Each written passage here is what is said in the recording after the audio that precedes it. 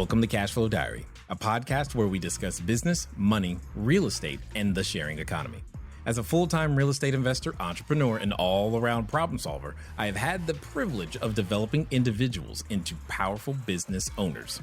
And today, the focus turns towards you.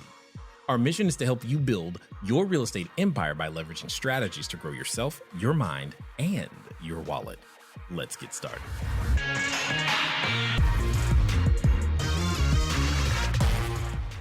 Robin has a question. Go ahead, Robin. I just happened to look up. Go for it. Well, I'm moving units, and I was just wanting to talk about all the little things that I shouldn't forget about.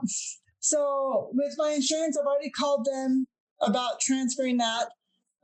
Technically, my lease is till the end of the month, but I'm not accepting guests the last week so I can move things. Do you see any problem with me canceling it, say on the 21st, my insurance? Yeah, just wait till the end of the month.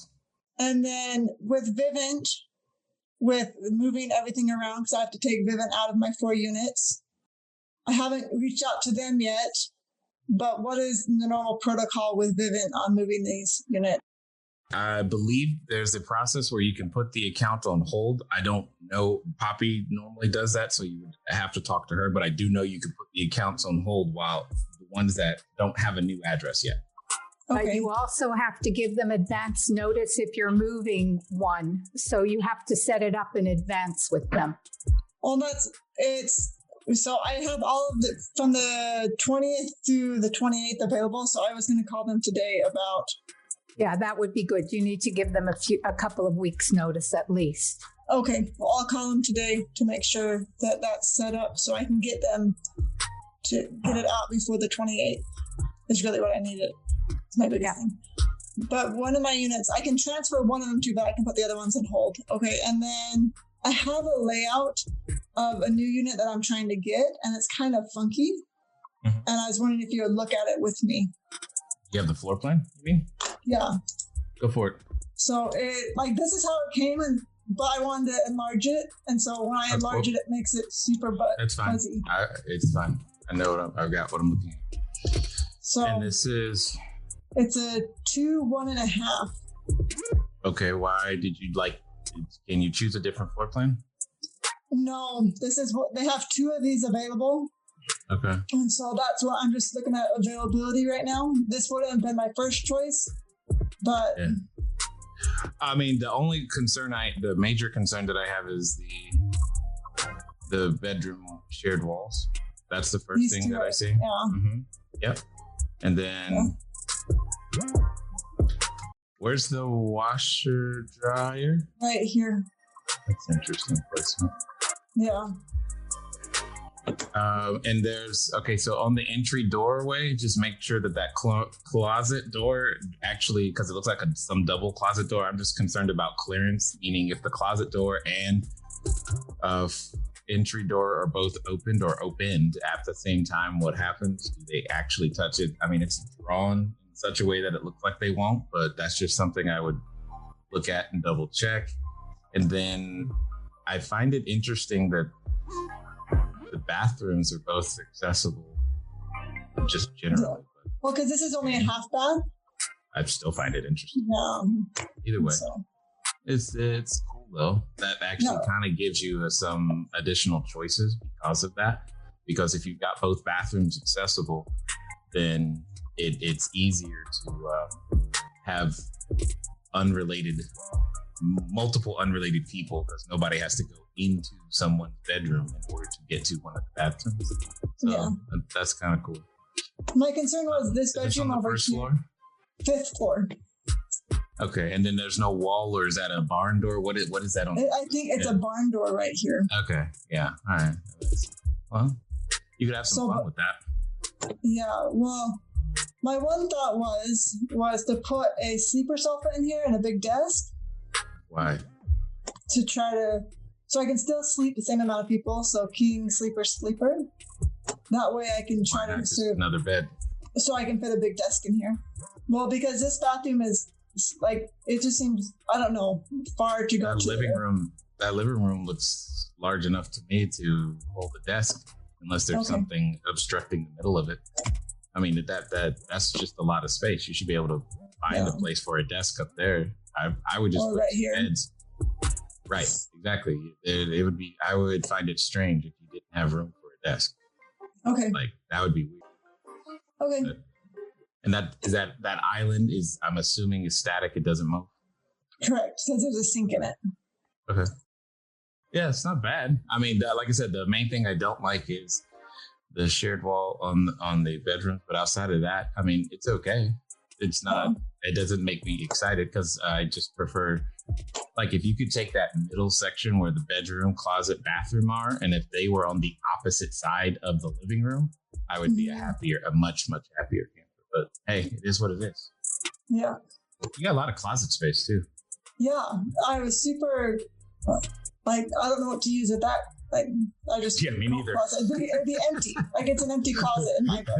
Yeah, right. My closets are already empty. Like, they have hangers in them. So I'm like, this is just going to be an empty closet with coats. Yeah, that's good. Not bad. Yeah. But I'm hoping to. I've walked this building before, but this building is 3 hours away from me. But it's right where all my other units are. Understood. And so I've walked the building. I know the quality of the building, but I'm kind of doing this blind. Like, this is all I have to go off of.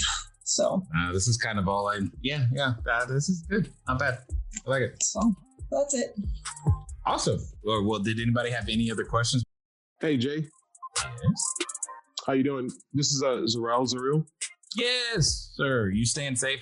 Are you? I am. No, I'm staying safe. All right. Good. Go ahead. Question for you. Being that we're in the Southern California area, my area seems to be doing really well. Like my one unit, soon to be 2 units.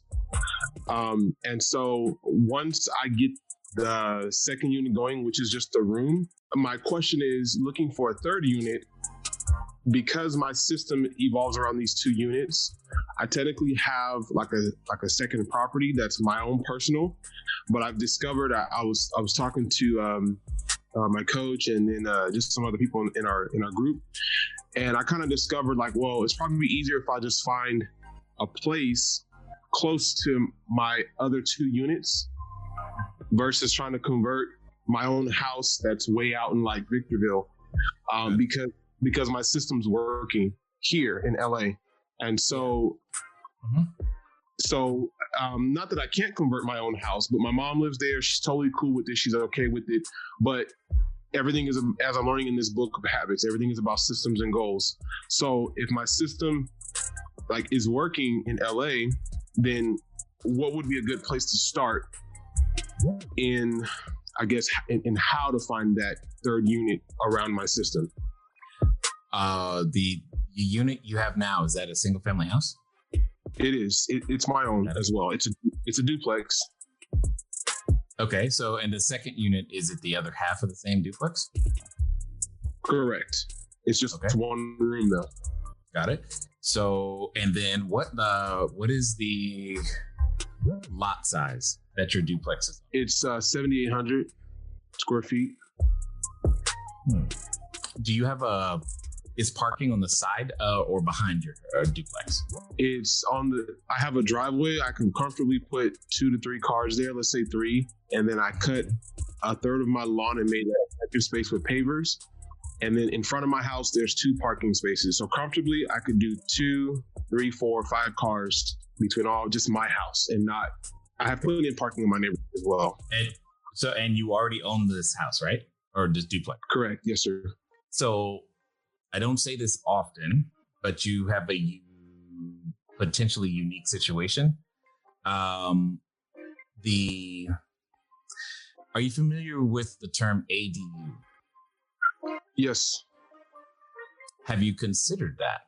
I have, but I don't know two parts. I don't know how to do the parking because so far I've been doing good with my neighbors as far as like not bugging them with the parking. And then the second part is my garage. I don't know how to do the ADU because my garage is detached and I have a huge space in the backyard where I could probably build an additional lot, but I'm not sure how to maximize the space is the question. Got it. I wouldn't expect you to be unless you were an architect or an urban planner. Are you open to figuring it out? Because I think you have a unique opportunity. Here's where I'm coming from. It can either be an ADU or a DADU, a detached accessory dwelling unit. Either way it goes. And I happen to know someone who does financing for those in LA County specifically. So it's just an idea only because of all the other pieces you just said. Normally, I would just say it's time to go find another landlord. But I wanted to explore this idea just in case you had enough space, and it sounds like you do. And I believe he could guide you through this process, and you could just end up, a little tiny house back there or something, and all the correct type of parking and whatnot for your situation. That would do it. I'm open to it. I recently pulled some money out of my, I guess it's called 401k, because my job, they allowed me to do it without penalty. Good job. And instead of the money sitting there, I pulled it. So I'm open to the conversation. Yes. That's what I want. I think you should pursue that first. Outside of that, it's going to be back to the looking for landlords is really what it comes down to, is being able to find a landlord. And if you want it to stay in the same area, because since you do have a garage over there, talk to your neighbor, walk up. I don't know what the rest of that street looks like, but I want it to be as close as it humanly possible to where you are right now. And so that's where I would start. I wouldn't even start anywhere else since you're already there and you're doing single family houses. Because once you get spread out, that's when it gets expensive. Got it. That makes sense. Yeah. Yeah. I don't have issues with doing apartments as well. It's just, I know once I get the second unit mastered and my Profits First accounts recently just getting those. Once I get this all ironed out, I know the answer is find another unit. Oh, absolutely. So, well, I think we've demonstrated that. That's always the answer. What we're trying to dig into, though, I think and again, it's because there's because of ordinance changes that have happened in Los Angeles and everything else. It's like, well, this actually converges perfectly for your situation. And that's why I'm saying it. Otherwise, I don't normally say it. Okay. In fact, if I look in the chat, half the people are like, what's got you? Probably. So, yeah. Okay. That's really what I think. That's really what I'm thinking. Got it. Okay. Thank you much. Appreciate it. Yeah, no problem. Mm-hmm.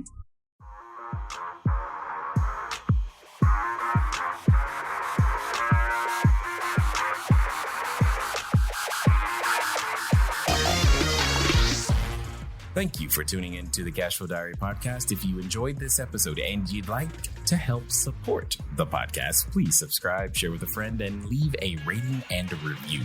If you'd like to keep the conversation going, head over to CashFlowDiary.com to sign up for our email list, as well as check out all the links and resources in the show notes. Thank you again. Until next time.